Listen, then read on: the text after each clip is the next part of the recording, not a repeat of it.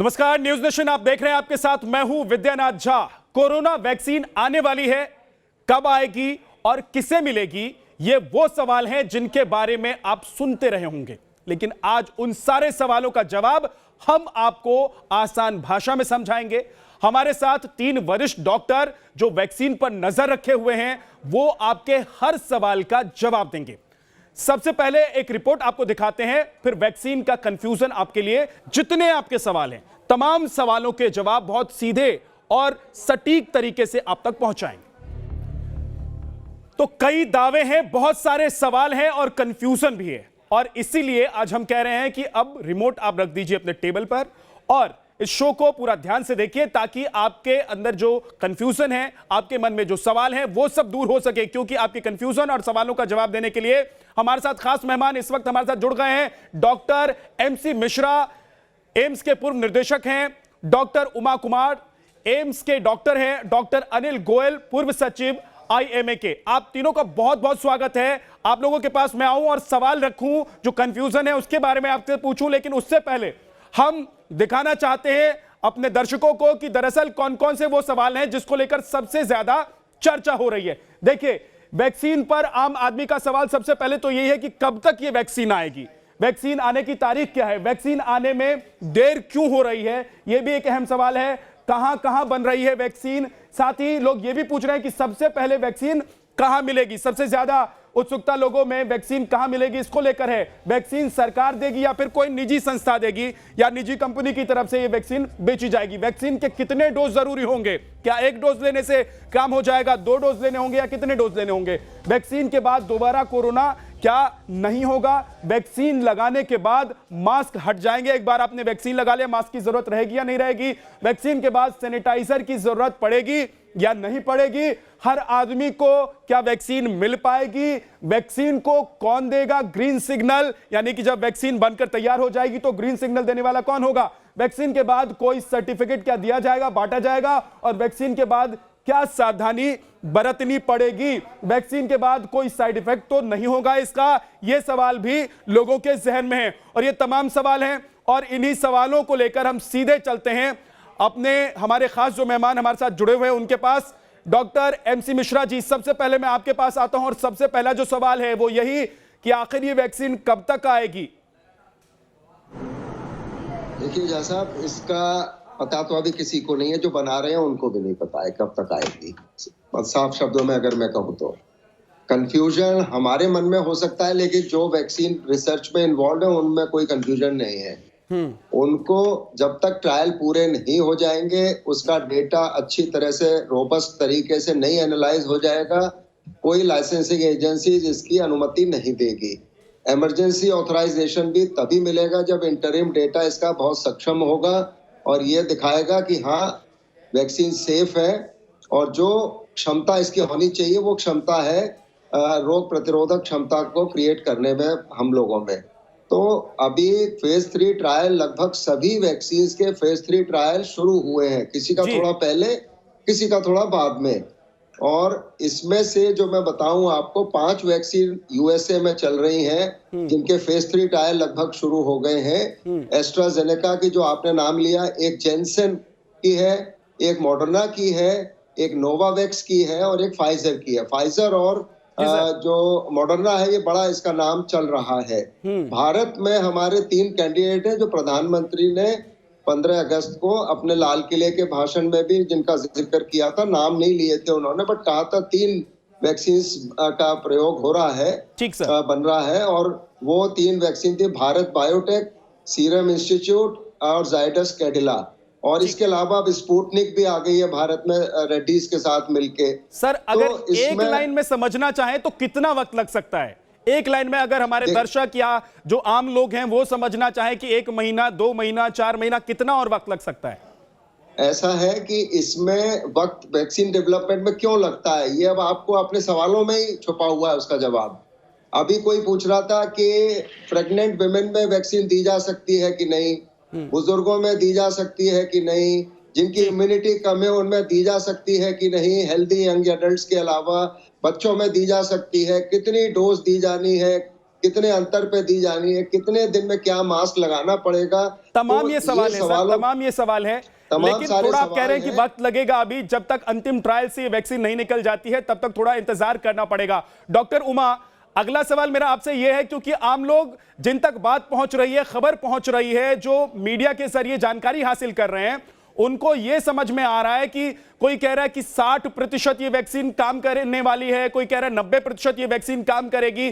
तो इसका क्या मतलब है? क्या आपके शरीर पर 70% या 90% ये वैक्सीन काम करने वाली है, या फिर इसका कोई और मतलब है? कुछ और कहना चाहते हैं जो वैज्ञानिक हैं, जो विशेषज्ञ हैं?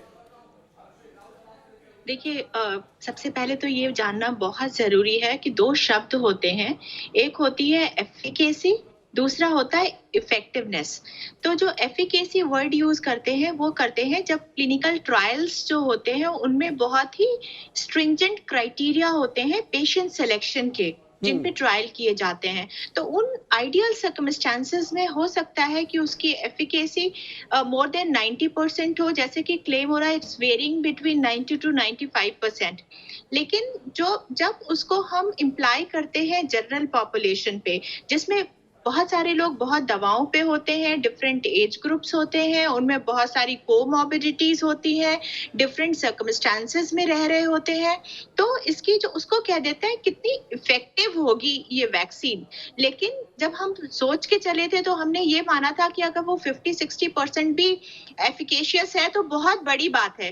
अभी तो हमें ये फिगर 90% से ज्यादा के मिल रहे हैं, तो मैं उम्मीद करती हूँ कि ये बिल्कुल काफी एफिकेशियस होगी जब ये मार्केट में आएगी और लोगों को दी जाएगी। नहीं, मेरा सवाल ये डॉक्टर उमा बहुत सीधे सीधे सवाल और सीधा सीधा जवाब, क्योंकि हमने दर्शकों से वादा किया है कि आसान शब्दों में, आसान भाषा में हम उनको बताने वाले हैं।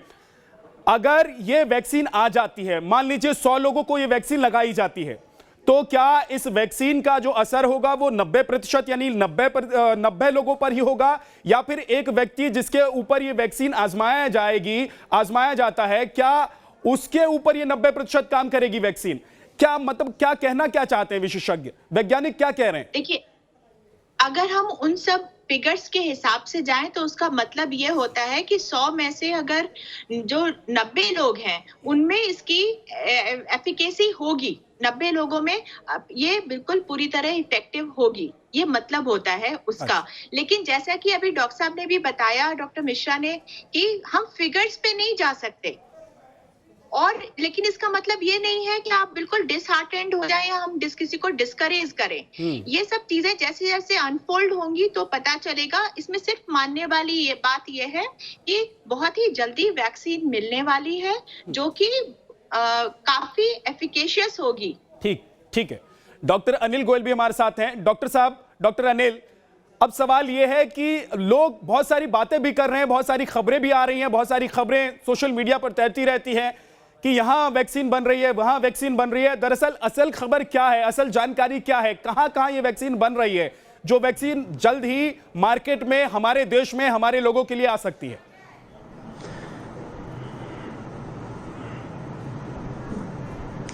देखिए, जाइडस कैडिला की फेज 3 क्लिनिकल ट्रायल दिसंबर में शुरू होने वाला है, जिसमें करीब 30,000 लोगों पर यह ट्रायल होगा। जाइडस कैडिला की विज्ञप्ति के अनुसार मार्च अप्रैल में उन्होंने कहा है कि हम वैक्सीन मार्केट में ले आएंगे। ये उनकी कंपनी की विज्ञप्ति है, number 1। Serum Institute of India ने भी इसी तरह का वादा किया है कि मार्च अप्रैल तक ये आ सकती है। इसके अलावा जो हमारी भारत बायोटेक की है उसमें फेज 3 क्लिनिकल ट्रायल में है और उसको भी उम्मीद है मार्च अप्रैल तक। ये आपको फेज 3 क्लिनिकल ट्रायल क्या है ये जानना आवश्यक है। इसमें करीब 20 से 30,000 लोगों में ट्रायल होता है और इसमें ये देखी जाता है कि ये डबल ब्लाइंड है, कुछ लोगों में वैक्सीन दी जाती है, कुछ में नहीं। तो दूसरा सवाल आपका ये है कि 60% या 90%, इस पर अभी हमें और डेटा की जरूरत है। इसमें ये पाया गया कि जब ये हाफ डोज दिया तो 90% आया, फुल डोज दिया तो 60%। So we need more robust data. जो फेज 3 क्लिनिकल ट्रायल में जब 30,000 लोगों पर ये टेस्ट होगा तब वो डेटा आएगा कि पूरी डोज कितनी है। अभी तक जो डोज का कहा है, जाइडस कैडिला ने कहा है कि हम 3 डोज देंगे, सीरम इंस्टीट्यूट ने कहा है हम 2 डोज देंगे, और तीसरा भारत बायोटेक ने कहा है हम 2 डोज देंगे। सो डोज कितनी होगी कितने टाइम पर दी जाएगी, कब दी जाएगी, ये विषय अगले 2-3 महीने में क्लियर हो जाएंगे। ठीक है सर। आपने कहा कॉमन लैंग्वेज में बोलूं तो मैं ये बोल सकता हूं कि ये सेफ है, अगर 60% भी है तो सेफ है, और मार्च अप्रैल तक इसकी आने की उम्मीद है तीनों कंपनी की वैक्सीन की। ये हमारे माननीय स्वास्थ्य मंत्री ने भी कहा है कि मार्च अप्रैल तक देश में वैक्सीन आने की उम्मीद है। ठीक है और कल प्राइम मिनिस्टर मोदी जी, कल आप जैसे जानते हैं सीरम इंस्टीट्यूट ऑफ इंडिया की भी देखने जा रहे हैं, और अहमदाबाद की जाइडस कैडिला की कंपनी का भी ठीक है सर, मैं आपके पास लौट कर आऊंगा। सीरम इंस्टीट्यूट ऑफ इंडिया का आपने जिक्र किया और मेरे सहयोगी Vikas Shrivastava Serum Institute of India के बाहर ही खड़े हुए हैं जहां पर पूरी तैयारी चल रही है। विकास, वहां से क्या जानकारी है लोगों के लिए? देखिए, यहाँ के लोग काफ़ी उत्साहित हैं। वो मानते हैं कि पीएम मोदी का ये दौरा सीरम इंस्टीट्यूट के लिए दरअसल एक बहुत बड़ा संदेश लेकर आएगा। पूरे भारत की जनता को नहीं बल्कि विश्व की जनता को ये संदेश जाएगा कि भारत जो है कोरोना वैक्सीन बनाने में सक्षम है, और वो इतने बड़े पैमाने पर वैक्सीन बना सकता है कि बहुत सारे लोगों को, देश के बाहर के लोगों को भी निजात दिलाई जा सके कोरोना के इस संक्रमण से। और इसी वजह से सीरम इंस्टीट्यूट ऑफ इंडिया के भीतर एक उत्साह का माहौल है। कल वो आएंगे, 1 घंटे का वक्त वो यहाँ पर देंगे। इस दरमियान वो इस कंपनी की तमाम डिस्ट्रीब्यूशन और प्रोडक्शन की तैयारियों को देखेंगे, और देखेंगे कि किस तरीके से ये कंपनी देश के अलग अलग 17 शहरों में जो उसके फेज 3 का ट्रायल चल रहा है उसको किस तरीके से एग्जीक्यूट किया जा रहा है। संभावना ये भी जताई जा रही है कि ये सारी चीजें देख लेने के बाद मोदी खुद अपनी तरफ से किसी बड़ी खबर का ऐलान करें। एक गुड न्यूज जो है वो भारत की जनता के लिए। ठीक है, आप डटे रहिए, बने रहिए, क्योंकि गुड न्यूज अगर सीरम इंस्टीट्यूट ऑफ इंडिया से आने वाली है तो ये पूरे देश के लिए अच्छी खबर है, बहुत अच्छी खबर है, जिसका बेसब्री से कोरोना काल में लोग इंतजार कर रहे हैं। विकास, एक बार फिर से चलते हैं डॉक्टर मिश्रा के पास। डॉक्टर मिश्रा, अब सवाल यह भी है कि वैक्सीन के कितने डोज जरूरी होंगे? वैक्सीन के बाद क्या दोबारा कोरोना नहीं होगा? देखिए, अभी तक जो जैसे डॉक्टर उमा ने बताया और डॉक्टर अनिल गोयल साहब ने भी बताया, जो भारत बायोटेक की वैक्सीन है उसमें लगभग 70,000 फेज 3 ट्रायल में रिक्रूटमेंट का व्यवस्था है, और वो पूरे देश में बहुत सारे सेंटर्स हैं। पीजीआई रोहतक भी है, उसमें हमारा ऑल इंडिया इंस्टीट्यूट भी है, और बहुत सारे सेंटर्स हैं। हाँ। अब प्रत्येक सेंटर को 1000 या 1200 पेशेंट्स रिक्रूट करने के लिए कहा गया है over a period of time, और उसमें 2 डोज दी जा रही है। एक 0 डे, अगर आज देते हैं 1 डोज, और 1 डोज उसके 28 दिन बाद दी जाएगी, और फिर उसमें वही सब चीजें मॉनिटर होंगी। कोई साइड इफेक्ट, सेफ्टी हालांकि इंश्योर हो गई है फेज 1 और फेज 2 ट्रायल में, लेकिन फिर भी इस फेज 3 एक बार क्या ये वैक्सीन अगर लग जाए उसके बाद कोरोना होगा कि नहीं होगा? यही तो, इसीलिए तो भाई साहब टाइम लगता है वैक्सीन के रिसर्च में। मतलब अभी इंतजार करना पड़ेगा इस सवाल का जवाब जानने के लिए। हाँ जी, बिल्कुल इंतजार करना पड़ेगा, तभी पता लगता है कि वैक्सीन का मीजल्स की तरह काम करेगी, पोलियो की तरह काम करेगी, स्मॉल पॉक्स की तरह काम करेगी, या फिर ये फ्लू की तरह काम करेगी, जिसमें बात चलती है कि 60% इफेक्टिव होती है वो वैक्सीन। ठीक है सर। 100 लोगों को लगती है, 60 लोगों में क्षमता बनती है, और 40 लोगों में नहीं बनती है। ये चूंकि फ्लू वायरस है, इसका पता समय के साथ लगेगा, और वैक्सीन डेवलपमेंट में जो समय का चक्र घूमता है वो इसीलिए घूमता है क्योंकि ये सब जवाब चाहिए होते हैं। ठीक है डॉक्टर मिश्रा, मैं आपके पास लौट कर आता हूं। वैक्सीन आज नहीं आएगी। डॉक्टर उमा कुमार हमारे साथ हैं। डॉक्टर उमा कुमार, अब अगला सवाल ये है हम लोगों का कि वैक्सीन लगाने के बाद मास्क हट जाएंगे क्या? क्योंकि लोग मास्क लगा लगा कर परेशान हैं, और सैनिटाइजर की जरूरत होगी या नहीं होगी, इसका भी जवाब दे दीजिए। वैक्सीनेशन के बाद जो है नहीं, मैं कहूंगी कि सैनिटाइजर की जरूरत होगी, और जब तक ये वायरस एनवायरनमेंट में सर्कुलेट करता रहेगा तब तक जो हमने चीजें सीखी हैं कि जो इन्फेक्टेड प्लेसेस हैं, इन्फेक्टेड पर्सनल्स हैं, उनसे बचने के लिए मास्क का इस्तेमाल कर लिया, सैनिटाइज किया हाथों सरफेसेस को, और सोशल डिस्टेंसिंग, ये अच्छी आदतें हैं तीन, और अगर आ जाती है हमारे लाइफ में तो सिर्फ कोरोना से ही नहीं, बहुत सारी बीमारियों से बचाव हो सकता है। हैविंग सेड दैट, वैक्सीन का जैसे अभी बताया आपको डॉक्टर साहब ने कि जो उसकी ड्यूरेशन है कि कितने समय वो प्रोटेक्ट करेगी, उस पे डिपेंड करेगा कि मास्क हमेशा परमानेंटली हट जाएंगे या फिर ऑन ऑफ ये चलता रहेगा कि जैसे वो सीजन आया तो लोग खुद को प्रोटेक्ट करने के लिए मास्क का इस्तेमाल करेंगे और वैक्सीन का शॉट लेंगे। So we'll have to wait for that. लेकिन इन तीनों चीजों से छुटकारा तो इतनी जल्दी नहीं मिलने वाला।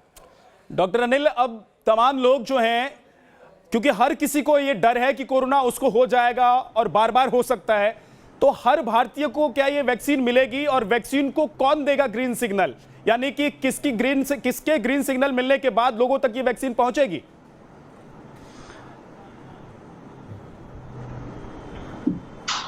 सेंट्रल गवर्नमेंट की ड्रग रेगुलेटरी अथॉरिटी है, वो इसका ग्रीन सिग्नल देगी और इसका डिस्ट्रीब्यूशन का प्लानिंग भी जो कोविड एक्शन कमेटी है उसने बना लिया सेंट्रल गवर्नमेंट की स्टेट गवर्नमेंट के अधिकारियों के साथ, और उसमें बहुत क्लियर हो गया है कि फर्स्ट स्टेज में 1 करोड़ हेल्थ केयर वर्कर्स को दी जाएगी, सेकेंड पार्ट में जो फ्रंटलाइन वॉरियर्स हैं 1 करोड़ करीब उनको दी जाएगी, जिसमें कि सैनिक हैं, हमारे पुलिस वाले हैं, सफाई कर्मचारी हैं, जो भी फ्रंटलाइन वर्कर्स हैं।